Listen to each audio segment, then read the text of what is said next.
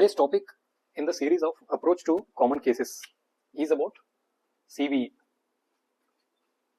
stroke case,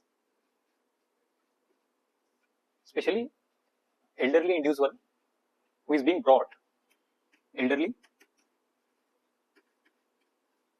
with features of CVA. That is, if you are having suspicion of CVA, so suspicion of CVA, especially they might say as deviation of mouth or dysarthria or some speech abnormality. So better to consider as speech defects or paucity of movements which they have observed as sudden onset. The family members have observed as sudden onset features. Then it is very important to ask about the duration from when all these symptoms have started. If it fits into the golden hour, that is less than 4.5 hours, immediately refer to a center where thrombolysis can be done or some neurological interventions is done. So refer. If the symptoms durations have crossed this special time, then mainly first we have to focus on few things as initial assessment. Mainly consider doing GRBS, because sometimes even hypoglycemia will present like weakness and stroke, which is correctable if we recognize it on time. Then immediately send for plain CT brain. It will take 10 to 15 minutes to get the CT. Usually here the main intention is to rule out hemorrhagic stroke, so that we can consider it as ischemic stroke and proceed with further management. And here one more important thing is just check the BP, because again it is important in management of different types of stroke differently. So once we get CT brain and it is not hemorrhagic, immediately give the patient about 150 mg of aspirin and atorvastatin or some other statin, atorvastatin, as loading dose. Suppose the individual is not able to take orally, place the Rein's tube first, RT tube, then give these medications, and later on this tube obviously it will help in the nutrition care. And after this, just focus on the BP control according to guidelines. That is, we have to be aggressive in controlling BP if it is hemorrhagic stroke, and we can take time and we have to control it slowly if it is ischemic. Gradual lowering is important if it is high, if it is found to be high. Then immediately look for fundus. This should be the next plan, to observe for papilledema, and if it is present, we have to consider giving many osmotic diuretics such as mannitol or 3% NaCl, even glycerol. So these things. Suppose there is no papilledema, we can take some time in handling the initial part. Meanwhile, just catheterize the individual, give proper position, prefer propped up positioning, and start with physiotherapy.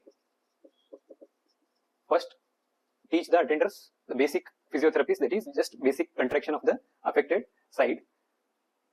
Later on, we can get the physiotherapist proper advice. If the case is ischemic stroke, here remember one important thing. In ischemic stroke, 3rd to 5th day is considered as dangerous day, because this is the time in which the individual might develop cerebral edema. So we have to be observing for raised ICT features in all these days. Raised ICT features frequently. For example, any vomiting or complaining of headache, blurred vision, change in the pattern of respiration. Even if it is feasible, consider examining fundus again. So funduscopy till this dangerous phase gets over. This is in ischemic stroke especially.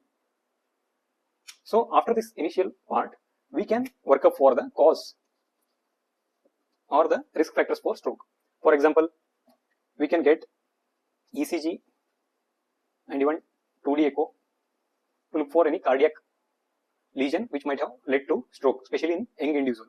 Stroke in young. Get a lipid profile to look for any dyslipidemia leading to vascular abnormalities. Even if it is anterior circulation stroke, get carotid artery Doppler scan. Take the history of smoking. Then dehydration. Look for dehydration signs which can cause hyperviscosity of blood and might lead to stroke. Then can consider homocystinemia, hyperhomocystinemia if the individual is young, and if young female is the patient, don't forget to ask about history of consumption of OC pills for few years, because it is considered as atherogenic in nature. So these are few things which we have to consider when evaluating the cause for stroke. So to summarize, whenever we get a suspected case of stroke to casualty, first look for the conformity. Then if the individual fits into golden hour, please refer to thrombolysis. Otherwise, if the time has crossed the mentioned 4.5 hours, just assess for any hypoglycemia, send for CT brain to rule out hemorrhagic stroke. Once you rule out hemorrhagic stroke, consider it as ischemic only unless proved otherwise, or unless you get some other cause. Immediately give the loading dose, that is aspirin, about 150 mg and about 40 mg of atorvastatin.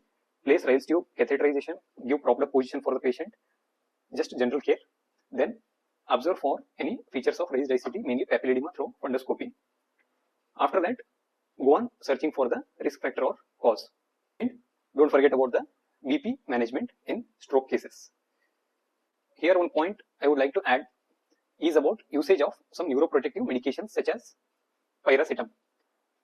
See, the thing is, these medications are first of all costlier, so please check for the affordability of the patient. And important thing is, these will not help in regeneration or new growth of neurons.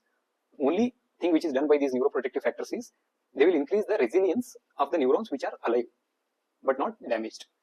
Resilience in the sense, they will give the neurons that extra strength so that they will withhold some form of stress or insult such as hypoglycemia, hypoxia, etc. So don't consider them as the important thing in the initial phase, even in the later phase, because the thing which is going to be helpful for the individual in recovery is the general support in nutrition and physiotherapy. These are the important things, not the other costlier neuroprotective medications. Hope you got it. Thank you so much.